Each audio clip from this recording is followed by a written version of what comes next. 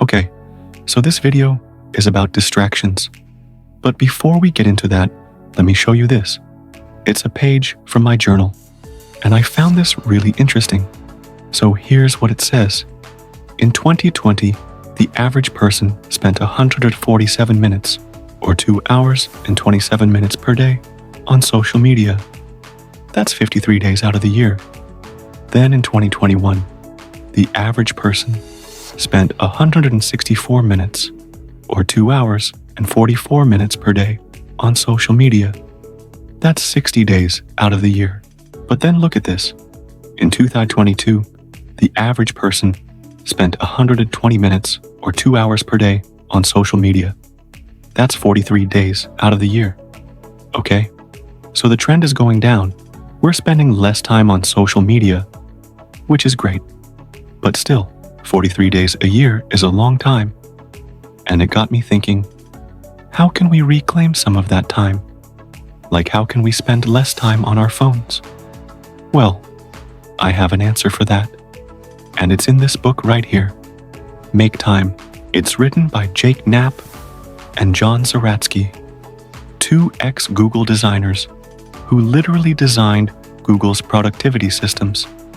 They left Google to start their own company. And in this book, they share all the knowledge they have on how to make time. Now the book has over 70 tactics, but not all of them are useful.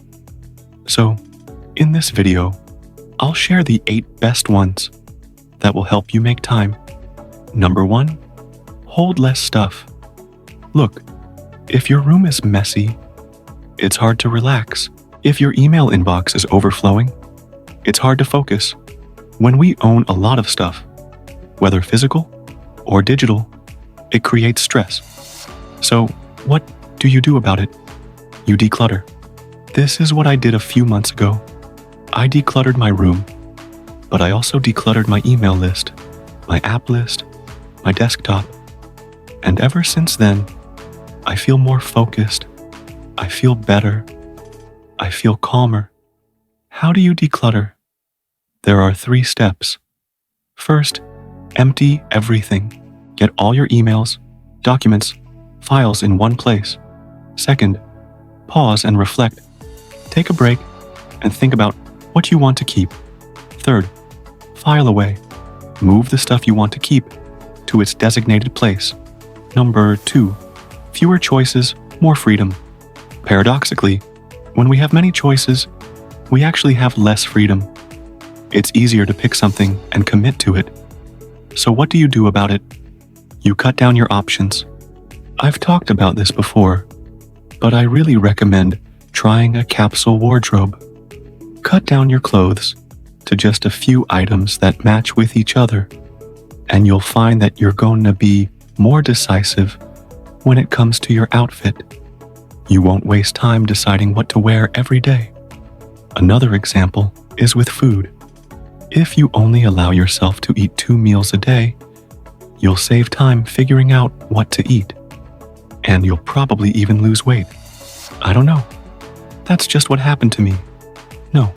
3, fewer meetings. Meetings suck. They're a total waste of time.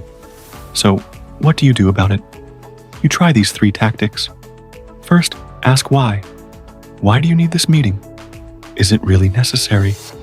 Second, set expectations. Before the meeting, send an agenda with the desired outcome. This way, everyone knows what to expect. Third, time box it. Set a time limit for the meeting.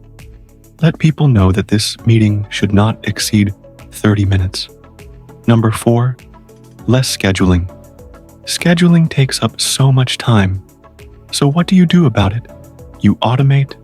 There are so many apps out there, like Calendly, that can help you schedule things. I also use an app called Woven. It helps me schedule calls with my team. I highly recommend automating your scheduling. Number 5, laser time blocking. Time blocking is when you block off specific times in your day to work on certain tasks. For example, I know that between 9 a.m. to 12 p.m., I'm usually pretty good at writing, so I block off that time to write. Laser time blocking is taking that to the next level. In addition to blocking off time for a certain task, you also make sure that the environment is conducive to doing that task. So for writing, I make sure I'm not wearing headphones. I put my phone on D&D, and I turn off all notifications. I make sure I'm in a quiet space. Basically, I remove all distractions so that I can hyper-focus on the task at hand. Number 6. High-focus work sessions. Here's the thing. We're not always capable of going into the flow state. Sometimes we're just not feeling it. So what do you do about it? You force yourself to go into a flow state. Yes, I'm talking about forcing yourself to focus. The authors call this high-focus work sessions. The idea is that you put on a timer and you force yourself to focus for that amount of time. It doesn't matter if you're working on a project or a task. It doesn't matter if you're feeling motivated. All that matters is that you sit down and you focus. One thing that really helped me with this was setting a daily word count. I would force myself to at least write 500 words every day, regardless of how I felt. Now, obviously, it's important to take breaks, and it's also important to listen to your body if it's telling you to rest. But sometimes, we just need to get over that hump, and forcing ourselves to do it is the best way to do that. Number 7. Absorb instead of distribute. You know how it is when you're working on something and you get a notification, a text message, an email. You pick it up and respond. You get distracted, but then once you're done responding, you realize that now you have even more notifications and emails. So, what do you do about it?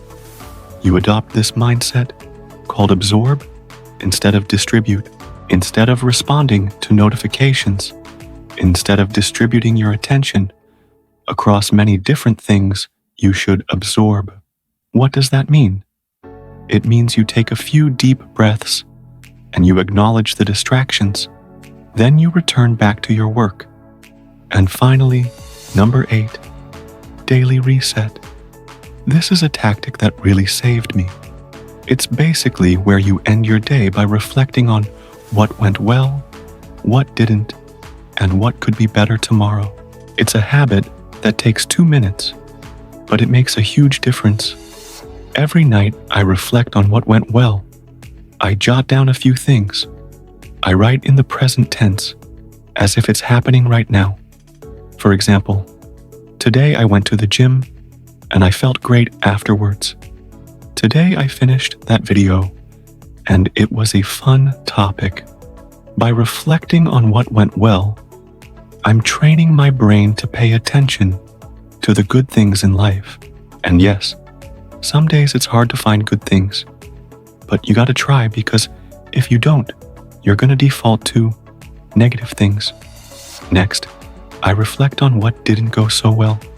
Again, I write in the present tense. For example, today I burnt dinner, or today I forgot to send that email.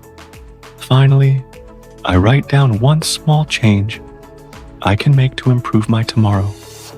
Those are the 8 best ways to make time from the book, Make Time.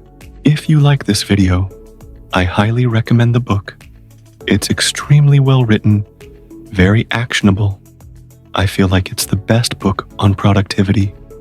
Anyway, thank you guys so much for watching. I hope you enjoyed this video, and I'll see you next week.